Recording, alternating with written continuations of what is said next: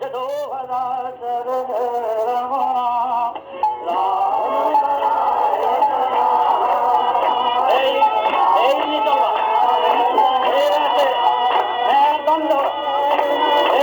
বলবে রাম নারায়ণ রাম নারায়ণ।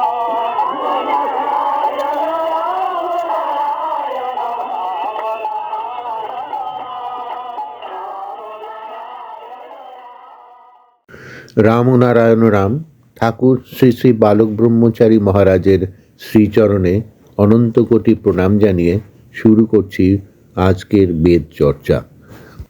বিষয় ঠাকুর শ্রী শ্রী বালক ব্রহ্মচারী মহারাজ প্রসঙ্গে বাল্য সাথীর বিবরণ, দ্বিতীয় পর্ব। রাত্রে খাওয়া দাওয়ার পর আমরা যে কয়জন ছিলাম সবাইকে ঠাকুর ডাকলেন, বললেন, সামনে ভয়ানক দুর্যোগ, পরিবেশ পরিস্থিতি যাই ঘটুক, তোরা কিন্তু কোনো অবস্থায় আমাদের আসল যে উদ্দেশ্য তার কোনো কথা ফাঁস করবি না। এই কথাটা যেন কোনো অবস্থাতেই ভুল না হয়। যা এবার শুয়ে পড়, ভালো করে ঘুমিয়ে নে, কাল কি হবে কে জানে। বলেই আবার একটু রহস্যময় হাসি হাসলেন। আমরা সবাই শুতে গেলাম। মনের ভেতর পাক খেতে লাগলো ঠাকুরের কথা, কাল কি হয় কে জানে। হঠাৎ প্রিয়প্রসাদ বলে উঠল, আচ্ছা, আমাকে 100 টাকা দিয়ে সংসারের জিনিসপত্র কিনে বাকি টাকা মায়ের হাতে দিয়ে আসতে বললেন কেন? সংসার খরচ তো আমিই করি, তবে একেবারে সব কিনে মায়ের হাতে টাকা দিয়ে আসার মানেটা কি? বাসু উত্তর করল, মানে আর কি, মানে 10-12 দিন তুমি আর বাড়ি যেতে পারবে না। এত সূক্ষ্ম বোঝো তুমি, আর এই সাধারণ কথাটা বুঝতে পারছো না? বুঝলি প্রিয়, ওই তোর দোষ, বেশি বুঝিস, কম বুঝিস না। যথা নিয়মে রাত্রি প্রভাত হলো। আজ 2রা সেপ্টেম্বর 1950 খ্রিস্টাব্দ। ঘুম থেকে উঠেই প্রথমে মনে পড়ল ঠাকুরের কথাটা, আজ কি হয় কে জানে। যাই হোক, নিয়ম মতো কাজ করে যাচ্ছি।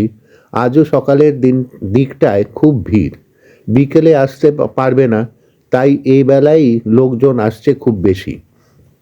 আমরা লোকজনেরা ব্যবস্থা করতে লেগে গেল। কাজের চাপে কখন ভুলে গেছি আজ 2রা সেপ্টেম্বর। লোকজন কমতে কমতে প্রায় 1:30 বেজে গেল। তারপর স্নান করে খেতে খেতে 2টো হয়ে গেল। আমাদের খাওয়াটা আজ ঠাকুর নিজেই তদারক করলেন। প্রত্যেকেরই খাওয়া বেশি হয়ে গেল। আমরা চিন্তা করছি, এত বেশি খেয়ে ফেললাম, এরপরে যখন লোকজনের ভিড় হবে তখন কি অবস্থা হবে আমাদের। অন্তর্যামী ঠাকুর হেসে বললেন, এসব কি চিন্তা করছিস, ভুলে গেছিস আজ বিকেলে দর্শনার্থী লোক বেশি আসবে না। হঠাৎ আবার খেয়াল হয়, হ্যাঁ তাই তো, এতক্ষণ কাজের চাপে আসল কথাটা একেবারে ভুলেই গেছিলাম। তাড়াতাড়ি হাত মুখ ধুয়ে উঠে ঠাকুরের কাছেই বসলুম। ঠাকুর আমাদের সাথে হেসে হেসে কথা বলতে লাগলেন, যুগে যুগে দেশে দেশে কত নরনারীর সত্যের জন্য, ন্যায়ের জন্য, ধর্মের জন্য, জনকল্যাণের জন্য কত দুঃখ কষ্ট বরণ করেছে, কত ত্যাগ স্বীকার করেছে, এবং শেষ পর্যন্ত কত আনন্দ, কত তৃপ্তি নিয়ে শেষ নিঃশ্বাস ত্যাগ করেছে। হয়তো ইতিহাসে তাদের সবার উল্লেখ নেই, হয়তো বাস্তবের সম্মান ও স্বীকৃতি তারা পায়নি, কিন্তু আত্মত্যাগের পথে, আত্মোপলব্ধির দিকে তারা কত এগিয়ে গেছে। কত সুন্দর সুন্দর উপমা দিয়ে ঠাকুর এসব কথা আমাদের বলতে লাগলেন। এর মধ্যে আবার লোকজন আসতে লাগলো, তবে সংখ্যায় কম। আমাদের ভেতর কে একজন বলল, আসতে বারণ করা হয়েছে তবু আসছে। তখন ঠাকুর সস্নেহে হেসে বললেন, ওরে, তোরা কজনকে বারণ করেছিস, বাকি হাজার হাজার, তাদের তো আর বারণ করা হয়নি। যারা এসেছে তাদের দেখা করিয়ে দে, দেখবি যখন সময় হয়ে আসবে তখন লোকজন আর আসবে না। যা নিচে যা, যারা আসছে তাদের সাথে সাথে দেখা করিয়ে বিদায় করে দে। ঠাকুরের নির্দেশে যে যার কাজে লেগে গেলুম। বেলা 4টা পর্যন্ত লোকজন ঠিকই এলো, কিন্তু বেলা 4টের পর থেকে ধীরে ধীরে লোকজনের আশা কমে গেল। এদিকে যাদের নাম আজকে আমার তালিকায় ছিল তাদের কাউকেই অবশ্য আমরা খবর দেইনি, কিন্তু দেখা গেল বেলা 5টার পর থেকে মিনিট 15-র মধ্যে তারা এসে গেল। বিস্মিত হয়ে আমি বরুণকে জিজ্ঞেস করলাম, তুই যে আজ হঠাৎ এলি? উত্তরে সে বলল, সে মাসির বাড়ি যাচ্ছিল, হঠাৎ পথে ঠাকুরের জন্য মনটা এমন করলো যে মাসির বাড়ি না যেয়ে ঠাকুরের কাছে চলে এলো। 5:30টার সময় দেখলাম বাড়িতে ঠাকুরের নির্দিষ্ট তালিকাভুক্ত লোক সকলেই উপস্থিত, কিন্তু তালিকার বাইরের লোক একটিও নেই। উপস্থিত লোকজনের মধ্যে জন 30-এর লোক নিচে বসে রইল, আর বাকি সবাই ঠাকুরের নির্দেশে ওপরের ঘরে ঠাকুরের কথা শুনছে। ঠাকুর বলছেন, আজ তোরা যা দেখছিস, যে অবস্থা দেখছিস, সেটা সাময়িক। দেশের পরিবর্তন একদিন আসবে। অবশ্য পরিবর্তন আসার আগে আরও অনেক দুঃখ, কষ্ট, লাঞ্ছনা, অনাহার, অর্ধাহারের মধ্য দিয়ে জনগণকে যেতে হবে। আরও অনেক ভোগ আছে। তারপর একদিন দেখবি ধীরে ধীরে দেশের পরিবর্তন হয়ে যাচ্ছে। আজ থেকে 25 বছর পরে যারা বেঁচে থাকবে তাদের এত দুঃখ কষ্ট ভোগ করতে হবে না। তাদের জীবন অনেক সহজ সরল হয়ে যাবে। হঠাৎ কথা থামিয়ে ঠাকুর বললেন, তোরা শান্ত থাকিস, বিচলিত হোস নে, ওরা আসছে। আমাদের সবার মনে প্রশ্ন জাগলো, ওরা কারা?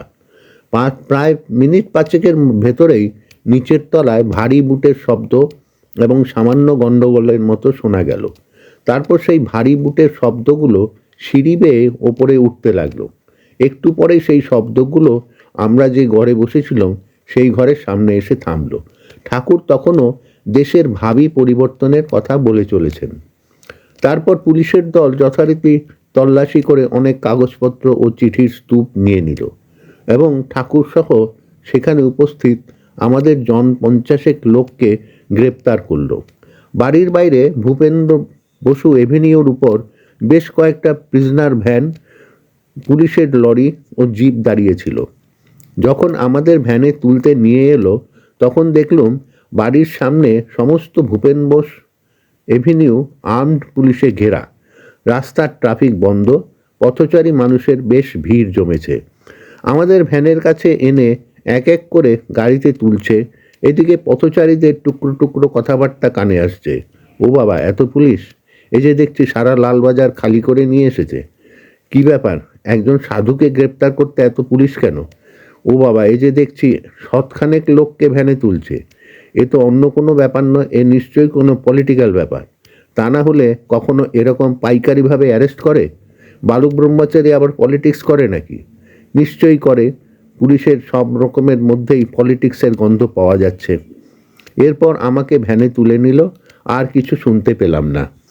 খানিক বাদে বুঝলুম ভ্যান চলতে আরম্ভ করবে। ধীরে ধীরে গাড়ি রওনা হলো। অল্পক্ষণ বাদে গাড়ি এসে থামলো লালবাজার পুলিশ হেডকোয়ার্টারে। এক এক করে আমাদের দোতলায় ডিডি অফিসে নিয়ে গেল। সেখানে গিয়ে দেখি ঠাকুর একটা চেয়ারে বসে আছেন। খানিক বাদে ঠাকুরকে নিয়ে চলে গেল। ঠাকুর চলে যাওয়ার পর দারোগার দল আমাদের দিকে মন দিল। ঘন্টা 3-4 ধমকানি, শাসানি এবং শেষ ক্ষেত্র বিশেষে প্রহারের পর আমাদের 17 জনকে রেখে বাকি সবাইকে ছেড়ে দিল। আমাদের ভাগ ভাগ করে হাজতে পাঠিয়ে দিল। সেপাইরা আমাদের লালবাজারের হাজত ঘরে নিয়ে যাচ্ছে, আর আমরা মনে মনে ভাবছি, না জানি ঠাকুরকে কোথায় নিয়ে গেছে, কোথায় রেখেছে, কোথায় রাখে তাও জানি না। এতদিন হাজত নাম শুনেছি, আসলে কীরকম স্থান সেসব কিছুই জানি না। তাই মনে অজানার দুশ্চিন্তা। তারপর চিরসুরিত বিপদকালের একমাত্র সহায় ঠাকুরও কোথায় আছেন, তার সাথে কি দেখা হবে? দেখা না হলেই বা কি করে থাকব? তাকে ওরা কিভাবেই বা রেখেছে? আমরা সবাই দুশ্চিন্তায় আর চলতে পারছিলাম না। সেপাইরা আমাদের নিয়ে যাচ্ছে। এক সময় খেয়াল হলো আমরা একটা দালানে ঢুকলাম। তারপর সিঁড়ি বেয়ে দোতলায় উঠে একটু এগিয়ে যেতেই ঠাকুরের গলা শুনলাম, তোমাদের বেশি মারধর করেনি তো? জবাব দিলাম, না, বেশি কিছু নয়, সামান্যই। তাও কয়েকজন আমাদের নয়। তখন পর্যন্ত খুব বেশি মারধর কাউকেই করেনি। এতক্ষণ পরে ঠাকুরকে দেখে, ঠাকুর কোথায় আছেন জানতে পেরে আমাদের যে কি ভালোই না লাগলো তা বলে বোঝাতে পারবো না। মনে হলো আমরা যেন হারানিধি খুঁজে পেয়েছি। সর্ব অবস্থায় তাকে অবলম্বন করে আমরা সব কাজ করে যাই, যার দোহাই দিয়ে সমস্ত বিপদে উত্তীর্ণ হই। আজকে এই অবস্থায় তাকে পেয়ে আমাদের ভেতরে কি যেন হয়ে গেল। আমরা ভুলে গেলেও না আমরা হাজতে বারান্দায় দাঁড়িয়ে আছি, ঠাকুরও হাজতেই আছেন। মনে হলো মুহূর্তের জন্য সব কিছু মন থেকে মুছে গেল। আমরা যেন দেখতে পেলাম এক জ্যোতির্ময় পরম পুরুষ আমাদের সামনে দাঁড়িয়ে আমাদের আশীর্বাদ করছেন। একটু বাদেই আবার আমাদের সম্বিত ফিরে এলো। শুনতে পেলুম ঠাকুর জিজ্ঞেস করছেন, তোরা বিভ্রান্ত হোসনি তো? ততক্ষণ পাশের ঘরে আমাদের ঢোকাচ্ছে। ঢুকতে ঢুকতে জবাব দিলাম, না, এখন পর্যন্ত আমরা সবাই ঠিক আছি। হাজত ঘরে ঢুকতেই কেমন একটা অসহ্য গন্ধ নাকে এলো।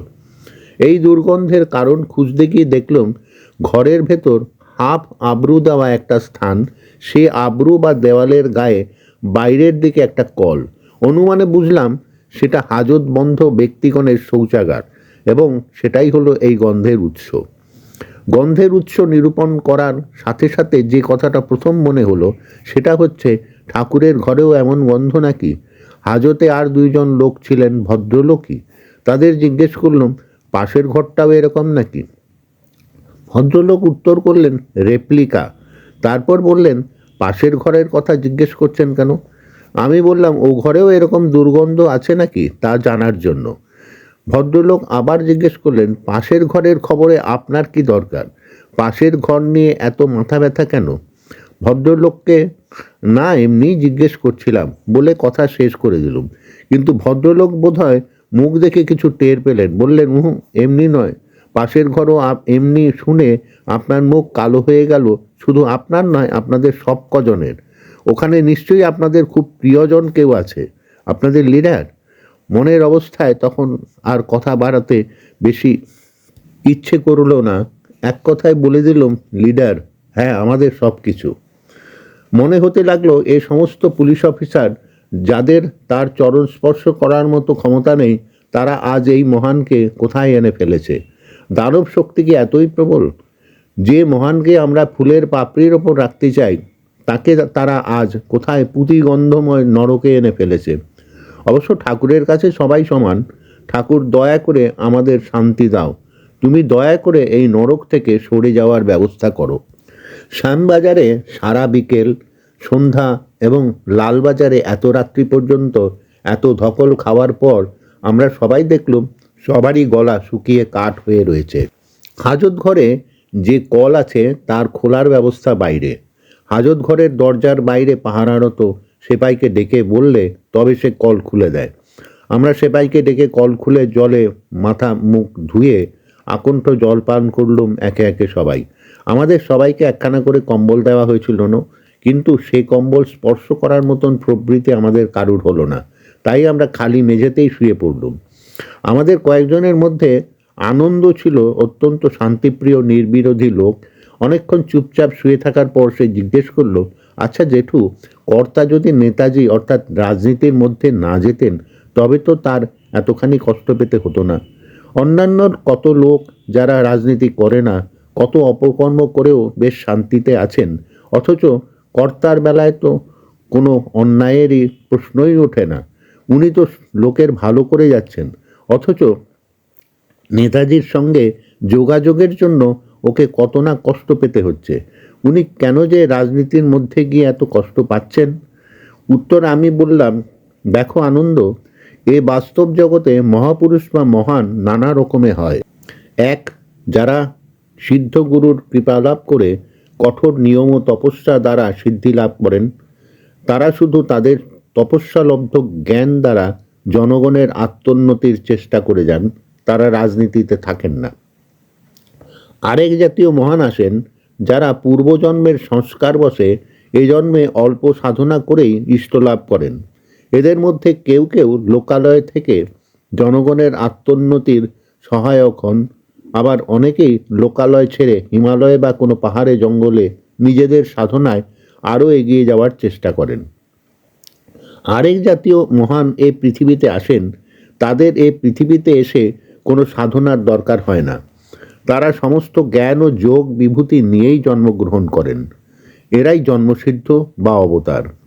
তুমি যদি আমাদের অতীতের ইতিহাসের দিকে তাকাও তবে দেখতে পাবে অবতার মাত্রই রাজনীতি করে গেছেন।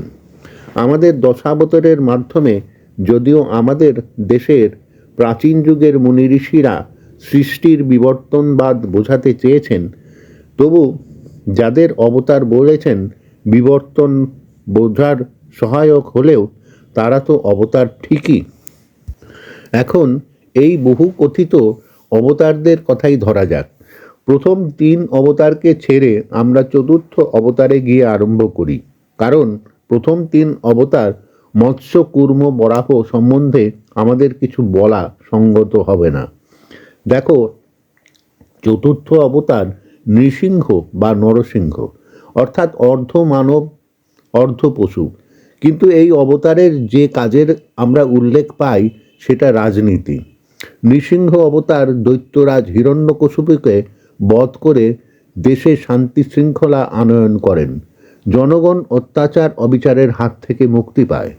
পঞ্চম অবতার বামন দান গর্বে গর্বিত, ইন্দ্রের ইন্দ্রত্বকামী দৈত্যরাজ বলিকে দমন করে দেশে সুস্থ স্বাভাবিক অবস্থার সৃষ্টি করেন। দেখো, এখানেও রাজনীতি। ষষ্ঠ অবতার পরশুরাম দেশের অত্যাচারী সমস্ত ক্ষত্রিয় অর্থাৎ রাজা ও যোদ্ধাকে বিনাশ করে বারবার দেশের শান্তি ও শৃঙ্খলা আনয়ন করেন। সপ্তম অবতার রাম। রাম তো রাজাই ছিলেন এবং অত্যাচারী অনার্য মহাক্ষমতাশালী রাজা রাবণকে বধ করে সর্বসাধারণকে নিশ্চিন্ত করেন। অষ্টম অবতার বলরাম, তিনিও রাজার মতোই ছিলেন এবং সেকালের রাজনীতিতে বিশেষ এবং সক্রিয় অংশগ্রহণ করেন। নবম অবতার বুদ্ধ। বুদ্ধের প্রভাবে সারা ভারতের এবং পৃথিবীর অন্যান্য বহু দেশের রাজনীতিতে আমূল পরিবর্তন সাধিত হয় এবং জীব কল্যাণের স্রোত বইতে থাকে। আর সর্বোপরি কৃষ্ণ, শ্রীকৃষ্ণ। আমাদের শাস্ত্রকাররা বলেছেন কৃষ্ণন্তু ভগবান স্বয়ং। আর সেই স্বয়ং ভগবান শ্রীকৃষ্ণ শুধু যে কুরুক্ষেত্র যুদ্ধের নায়কই ছিলেন তা নয়, তৎকালীন বিশ্বের রাজাদের মধ্যে যারা দুর্নীতিপরায়ণ, যাদের রাজ্যে জনগণ কষ্টে পাচ্ছিল, সেই সমস্ত রাজাদের উচ্ছেদ সাধন করে গেছেন তিনি। তাই আমাদের ঠাকুর, যিনি জন্মসিদ্ধ বা অবতার, তিনি তো রাজনীতি না করে পারেন না। তিনি তো তার সাধনা বা তপস্যা করে সিদ্ধি লাভ করেননি। তিনি পূর্ণ জ্ঞান ও যোগ বিভূতি নিয়েই জন্মগ্রহণ করেছেন। জনগণের দুঃখ দূর করার জন্য তাকে রাজনীতি করতেই হবে। মহাভারতের আমলে যেমন শ্রীকৃষ্ণের ভীমার্জুনের দরকার হয়েছিল, এবারের জন্মসিদ্ধ ঠাকুর বালক ব্রহ্মচারী মহারাজেরও সেরকম দরকার। তাই নেতাজি হলেন ভীমার্জুনের একজন। বুঝতে পেরেছ আনন্দ? আনন্দ আবার জিজ্ঞেস করলো, আচ্ছা জেঠু, আমাদের শাস্ত্রে তো দশাবতারের কথাই বলেছে, তার বাইরে কোনো অবতারের কথা তো বলেনি। উত্তরে আমি বললাম, আচ্ছা আনন্দ, তুমি তো গীতা পড়েছ। গীতায় যে ভগবান শ্রীকৃষ্ণ নিজে বলছেন, যখনই ধর্মের গ্লানি হবে, অধর্মের অভ্যুত্থান হবে, তখনই দুষ্কৃতকারীদের বিনাশের জন্য এবং সাধুদের পরিত্রাণের জন্য আমি নিজেকে সৃষ্টি করব। এখন তুমিই বলো, ভগবানের মুখনিসৃত এই বাণী ঠিক, না তোমার দশাবতার ঠিক? যদি গীতায় ভগবানের মুখনিসৃত বাণী ঠিক হয়, তবে অবতারের সংখ্যা সীমাবদ্ধ থাকতে পারে না।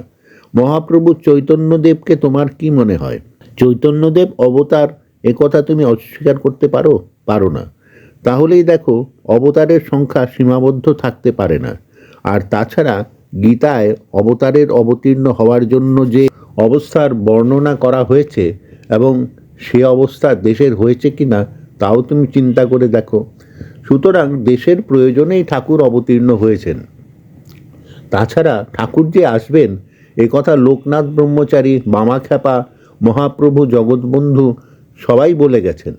লোকনাথ ব্রহ্মচারী তো অশ্বিনী চ্যাটার্জিকে অর্ধমন্ত্র দিয়ে বাকি অর্ধেক ঠাকুর বালক ব্রহ্মচারী মহারাজ দেবেন বলে গিয়েছিলেন।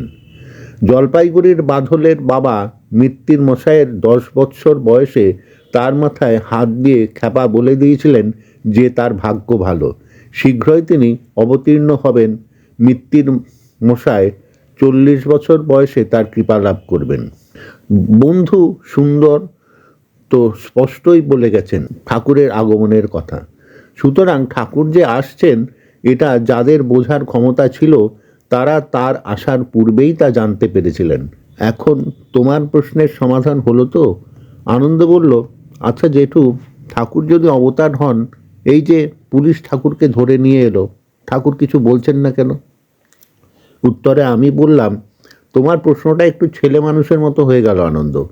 তুমি মহাভারতের কথা চিন্তা করে দেখো, জরাসন্ধের ভয়ে ভগবান শ্রীকৃষ্ণ দ্বারাবতীতে গিয়ে লুকিয়েছিলেন। কেন ছিলেন? শ্রীকৃষ্ণ কি মুহূর্তে সুদর্শন চক্রকে আজ্ঞা দিলে জরাসন্ধকে বিনাশ করতে পারতেন না? নিশ্চয়ই পারতেন। তবে ভগবান হোক অবতার হোক, সবাইকে একটা নিয়মে চলতে হয়। প্রকৃতির নিয়ম তারাও মেনে চলেন। তাই যখন জরাসন্ধের শেষ সময় উপস্থিত হলো, তখন যে শ্রীকৃষ্ণ দ্বারাবতীতে লুকিয়েছিলেন জরাসন্ধের ভয়ে, তিনি একমাত্র ভীমকে সঙ্গে করে জরাসন্ধের রাজ্যে গিয়ে হাজির হলেন। শ্রীকৃষ্ণ তো রাজ্য ছেড়ে দ্বারাবতীতে ছিলেন, আর এরা তো কদিনের জন্য ঠাকুরকে ধরে এনেছে।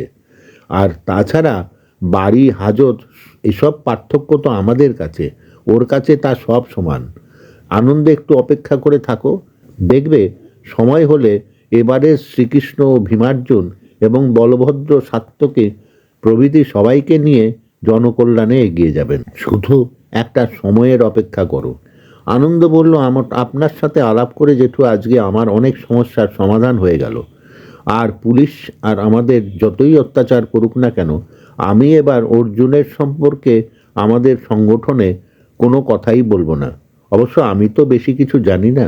ঠাকুর তো প্রয়োজন মতো দুই একজন ছাড়া কাউকে কিছু বলেন না। আপনি আজ আমার অনেক দ্বন্দ্ব ঘুচিয়ে দিলেন। এই বলে আনন্দ চোখ বুজে রইল।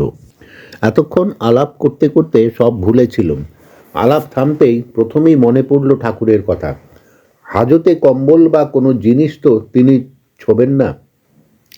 তাহলে একেই তো ঠাকুরের সর্দির ধাত, তার উপর হাজতে ঠান্ডা মাটিতে শুয়ে নিশ্চয়ই ঠান্ডা লেগে শরীর খারাপ হবে। অথচ উপায়ও নেই। আমার মনটা ভীষণ খারাপ হয়ে গেল। এ সময় হঠাৎ সেন বলল, ওরা যে ডিডি অফিসে আমাদের ধমকাচ্ছিল, আজ আমরা সেই দেশপ্রেমিক সম্বন্ধে কোনো কথা ওদের বললুম না। ওরা কাল পরশু যেভাবেই হোক সেই নেতার কথা বের করতে চেষ্টা করবে। তারপর সবশেষে যে কথাটা বলল সেটা যদি সত্যি ওরা করে, তবে তো খুব খারাপ হবে। সেন যেন একটু মুহ্যমান হয়ে পড়ল। ভূপেনও বলল, তাই তো অজিতদা, ওরা যেভাবে শাসালো সেটা আমার ভালো লাগলো না। ওরা কি বলল খেয়াল আছে? ওরা বলল যে শেষ পর্যন্ত যদি কোনো খবর বের করতে না পারি, তোদের সুভাষ রোগ যদি বন্ধ করতে না পারি, তবে তোদের বিরুদ্ধে ইন্ডিয়ান পেনাল কোডের যত কুৎসিত ধারা আছে সব দিয়ে মামলা আনব। তুমি লক্ষ্য করছিলে অজিতদা? এর উত্তরে ক্ষেত্র যখন বলল, তোমাকেও এই কথা কেউ বিশ্বাস করব না, তখন ওরা বলল, দেখ, তোদের দল রাজনৈতিক দল নয়, সাধুর দল। আজকে দেশে সাধুদের সম্বন্ধে যে ধারণা, তাতে তোদের বিরুদ্ধে আমরা যা বলবো লোকে তাই বিশ্বাস করবে। ওরা সত্যি সত্যি তাই করবে নাকি? হঠাৎ আমাদের খেয়াল হলো, সত্যি তো, এই কথাগুলো আমি ভালো করে খেয়াল করিনি। এখন সেন ও ভূপেন ধরিয়ে দেওয়াতে খেয়াল হলো। আমি চিন্তা করলাম, এই পুলিশদের অসাধ্য কিছু নেই, ওরা সব পারে। আর ওরা সাধুদের সম্বন্ধে যে কথা বলল সেটা তো একেবারে অযৌক্তিক না। সত্যি কোনো সাধু সম্বন্ধে বদনাম করলে লোকে সেই সাধুকে চিনুক আর না চিনুক, চট করে বদনামটা বিশ্বাস করে ফেলে। হঠাৎ খেয়াল হলো ঠাকুরের কথা, এ কাজে তোমাদের কোনো পুরস্কার জুটবে না, লাঞ্ছনা, গঞ্জনা এবং অপবাদ। যাই হোক, কাল ভোরে উঠেই কর্তাকে সব জানাবো ঠিক করলাম। রামনারায়ণ রাম। আজ এই পর্যন্ত। পরবর্তী অংশ পরের পর্বে। পুস্তক সূত্র শ্রদ্ধাঞ্জলি। প্রিয় শ্রোতাবৃন্দ, আপনারা আপনাদের মতামত কমেন্ট করে জানাবেন এবং শেয়ার করে সবার মাঝে ঠাকুরের কথা ছড়িয়ে দেবেন এবং সাবস্ক্রাইব করে দেবেন, যাতে পরবর্তী অধ্যায়গুলো আপনাদের কাছে সহজেই পৌঁছে যায়। রাম ও নারায়ণ রাম।